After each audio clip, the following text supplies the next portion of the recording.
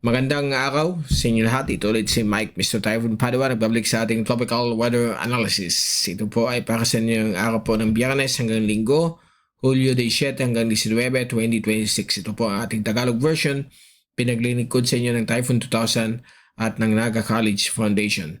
Bago tayo magsimula, gusto kong pasalamatan ang ating partners, ang Aboitiz Power, at ang lokal na gobyerno ng Naga City headed by Honorable Mayor Leno Robredo, at ang ating Honorable Vice Mayor Gabby Bordado. Well, mukhang tahimik po ang ating bansa sa mga potensyal mga tropical cyclone na inaasahan na yung linggo hanggang next week.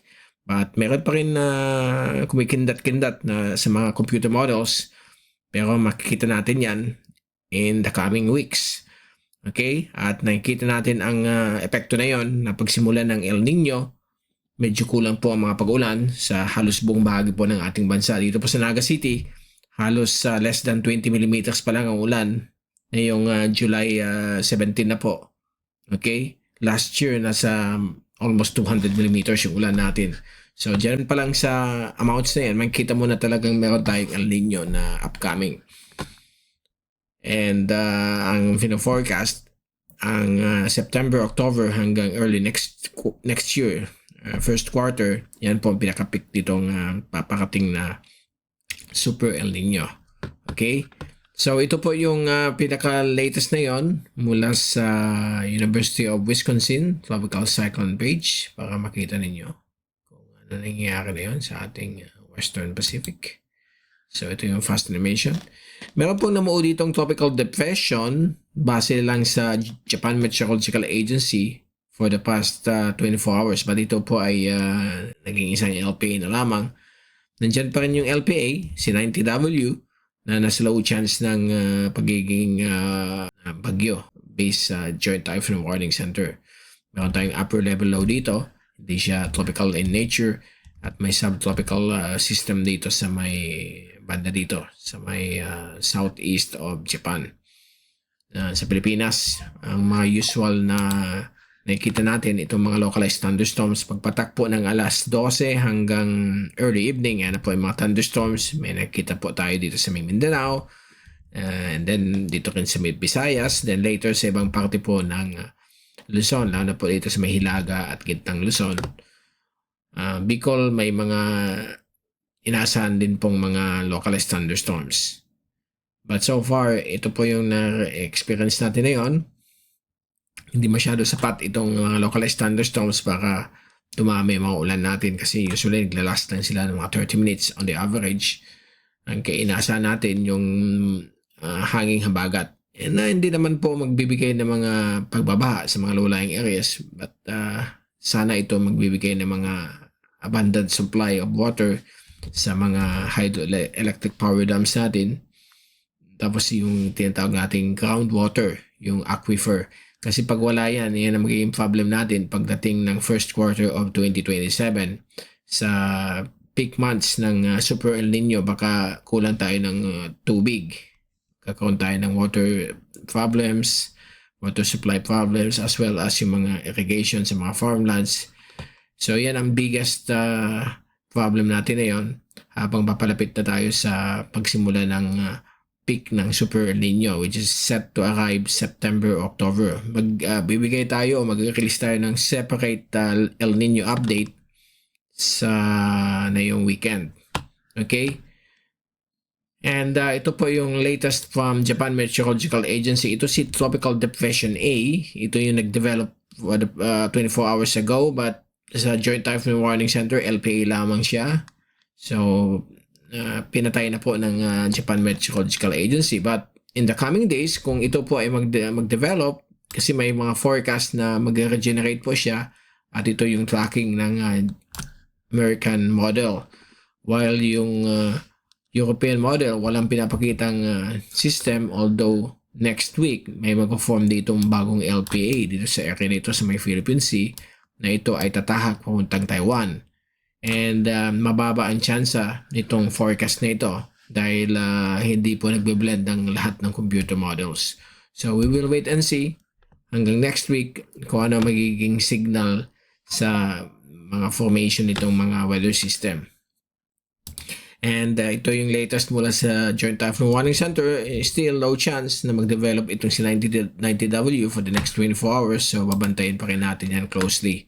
Ito po yung American model galing sa latest release nila from windy.com. So nakita niyo for the next 5 days, mukhang ide-develop nila yung si 90W balik sa pagiging tropical depression na in-upgrade na nga ng Japan kahapon pero pinatunaw niya, pinahina bilang isang LPA. So, sa next 5 days hanggang July 21st, Martes, early next week, isa po siyang tropical storm. But kung i-click ninyo ang European model ay wala pong pinapakita. Okay? Ang pinapakita niya, isang maliit na circulation dito, mahinang LPA, at mukhang dito siya mag-form July 23 or 24 bilang isang elongated na LPA. Hindi po siya depression dyan. And then, Saturday, July 25, 26, 27, ay mukhang magde-develop po bilang isang tropical depression. But again, ito ay forecast of more than 5 days. So, ang probability nito ay napakababa at highly uncertain. So, hindi natin i-discuss nito. Kasi pag tinignan niyo forward for the next 10 to 14 days, may mga kasunod na dalawang system. Actually, dalawang sumusunod pa. Mayroon isa dito at mayroon isa dito. Napakataas at wala naman panganib po sa ating bansang Pilipinas. While yung American model, ito, yan po, yung system na sa may Guam ay magiging malaking bagyo patungo sa Southern Islands of Japan at wala naman pong kasunod. So, yan yung mga uncertainty sa forecast. Pag more than 5 days, hindi natin muna papansinin yan kasi hindi pa sila nagbe-blend at hindi natin alam kung alin sa mga computer models ang magpupush to dyan. Okay, so wait and see muna tayo. But for the meantime, ang i-deal natin itong mga localized thunderstorms. Mag-ingat po tayo sa mga kidlat, sa mga biglaang pagbagsak ng ulan, yung tinatawag nating cloudburst within the thunderstorms. Dahil ito po dahil ito po ang mag-generate ng mga biglaang pagbabaha sa mga flood-prone areas ng ating mga lugar. Okay, so just keep note of those localized thunderstorms sa hapon ng gabi. And ito po yung ensemble mula sa ECMWF. Medyo mahina ang pinapakita. Although nandyan po siya bilang isang LPA.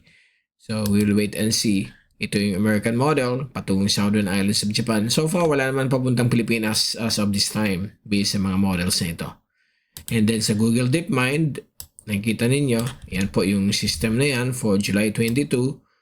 Ito lang ang nagpapakita na mukhang papuntang Northern Luzon. But again, di siya magkadikit lahat, yung mga circles, magkahiwalay, at mahina pa ang signal nitong mga models na ito. So we will wait and see until mag-combined o mag-blend ang physics-based at AI-based model. Remember, ito po ay AI-based model, experimental ng Google DeepMind. Now sa ulan, wala tayong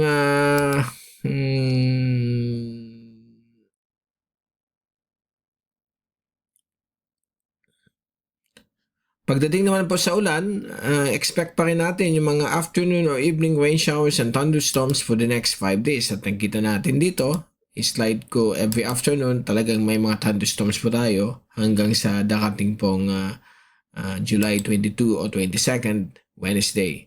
And then after that, ito na yung low pressure na mag-form mula sa ECMWF. Hanggang ECMWF lang tayo kasi ito yung medyo mataas ang probability when it comes to the forecast within 7 days sa mga pag-ulan.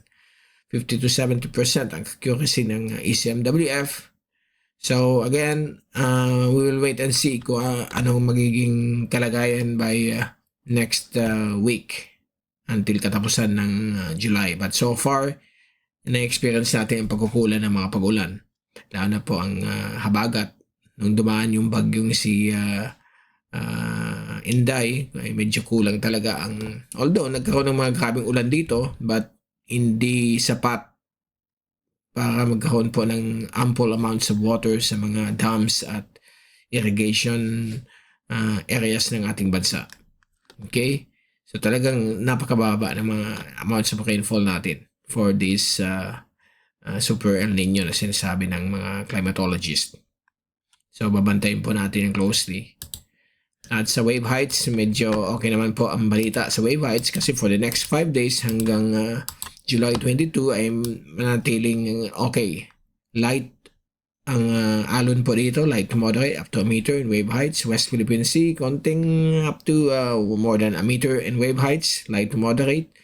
Kalmado naman po hanggang light waves dito sa may kalagitnaan ng karagatan ng ating bansa sa Sulusi. Kasama po dyan. So far, okay naman po ang mga fishing activities. Kung may mga plano kayo mag-fish around, walang problema po, lalo po ang sea travel. Now, sa Global Tropics Hazards Outlook ng Climate Prediction Center, ito yung latest as of yesterday, valid for the next 2 to 3 weeks. Na kung saan itong third week is highly uncertain.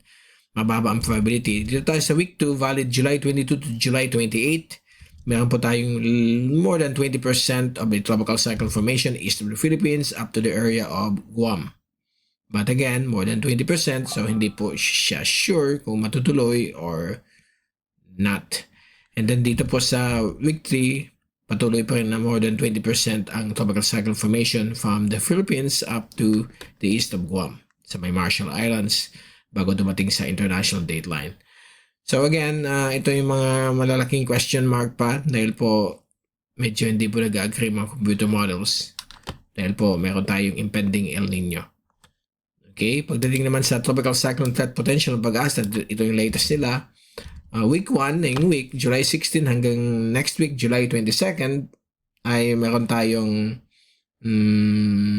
moderate probability ng isang tropical cyclone mag-form dito. But again, nasa labas yan ng ating bansa. Mukhang hindi naman pupunta sa Philippine Air Responsibility. But sa week 2, July 23 to 29, ito na yung LPA na nasa moderate chance na maging bagyo. Papalapit po sa pinakadulo ng PAR but mukhang baka hindi po ito pumasok o kung pumasok, saglit lang ito at lalabas ka agad. Again, moderate chance. So hindi po siya high chance na magde-develop. Tapos sa loob ng area responsibility, mayroon pang isa.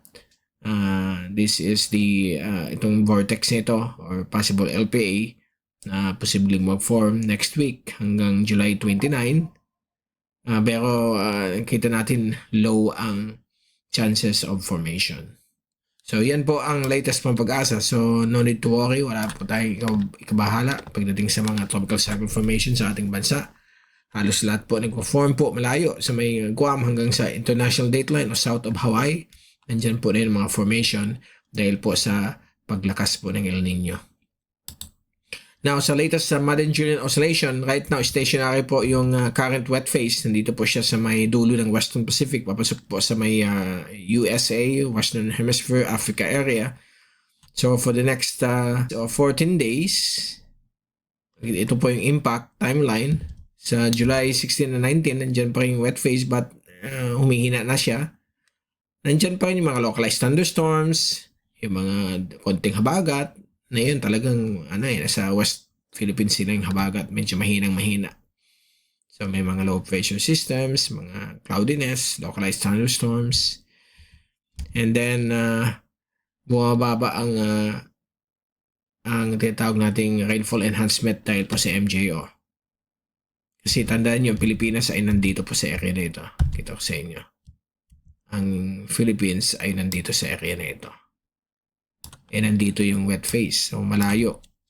So, next week, July 20th hanggang 24, ang MJO ay medyo pahina pa rin. Papunta sa unit circle. Pag nandito yan sa pinaka-unit circle, napakahina at indiscernible siya. So, ibig sabihin, wala masyadong activity ang MJO. So, the rainfall now, it depends on the local and regional weather systems like yung habagat, mga low pressure system. So, it doesn't mean na walang mag-form na bagyo. Meron pa rin mag-form, mga malilit na system, but yung enhancement ng ulan ay concentrated lang dun sa bagyo. Dun sa system na yun, hindi masyadong malawakan ng mga formation ng mga thunderstorms. Now, ito ang medyo mababa ang confidence. Yung July 25 to 30th, wala tayong kasiguruhan kung papunta tayo sa dry phase. So, we'll wait until the next MJO update kung ano mangyayari sa ating modern junior installation. So medyo nandyan lang siya stationary sa may dulo ng Western Pacific o sa may area po ng Hawaii. So nandun po siya. Kaya nakita niyo may mga formation doon, may hurricane doon sa Eastern Pacific. Okay, so yan muna po ang pinaka-latest natin. We will keep you updated. Okay, next week, pagbalik natin, this coming July 20th, baka may panibagong tayong update dito sa mga potential na mag-form. Hopefully, hindi po ito magdaan sa ating bansa. But the problem now is the effects of the El Nino. So nakita natin yung pagkulang ng ulan. May mga thunderstorms but hindi sapat para magbigay ng water supply sa mga farmlands, sa mga land areas, sa groundwater, farmlands, dams, and you name it. Maraming purpose ang mga ulan pag panahon ng habagat. Pat kung malakas ang El Nino at kulang ang habagat, yan magiging problem natin. So we need to conserve water supply. So ito po si Mike, Mr. Typhoon Padawa. Babalik tayo early next week. At have a great weekend. Stay safe always at maraming salamat po sa pagpanood at pagsuporta sa ating channel. God bless po sa inyo lahat.